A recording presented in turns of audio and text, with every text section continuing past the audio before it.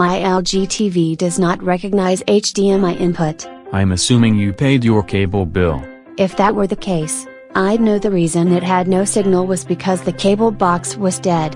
You could get a no signal notice or failure to recognize HDMI input if you used cheap cables. The cables are supposed to be good for the LG TV. So switch the cables out that you're using to make sure that the cables are not the issue. I worry that it is the HDMI port. It is rare someone needs to tighten the exterior screws for the HDMI port, but that's easier than trying to replace it. If an HDMI port is broken or malfunctioning, I'm calling it in for service. That might be necessary if you can't straighten out the pins that got bent the last time someone pulled out a cable. If it was the plug, I would hope it could be cleaned. But unlike a phone's ports, it isn't likely to get dirty with lint.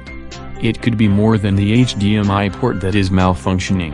If the control board or logic board or whatever they call the motherboard of the smart TV is out, it will stop recognizing the HDMI inputs. Those boards are expensive to replace. The boards are more likely to be the cause if you had a power spike and burned out a board. And I thought losing the display due to capacitors blowing out was bad. That doesn't mean it isn't a software error. Do a hard reboot of the TV to see if that solves it. Unplugging it, waiting 5 minutes and plugging it in doesn't fix everything. I've heard of it being a software or setting problem fixed by unplugging everything including cables, waiting 10 minutes, then reconnecting everything. That's just a really hard reboot. Depending on how bad the software glitch is, a factory reset of the TV might fix it. It might be a different problem. I've heard of the slim PS3 causing problems with the LG TV, where it glitches once in a while and generates a no signal error. I don't have a PS3, but I do have a PlayStation 4. Older Roku devices had the same HDMI not recognized error. I'm pretty sure they've updated both the hardware and software to solve that issue.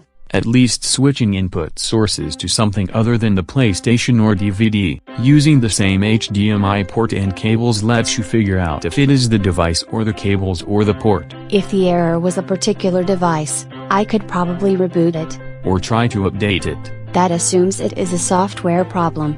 Yeah, though if most of the HDMI ports stop working but the component input does work, you can use that for TV until you figure out how to get the rest to work. That pretty much limits me to normal TV. You could also borrow an HDMI to component converter to convert signals to the port that does work, though if that fails, you really do need to call in for service.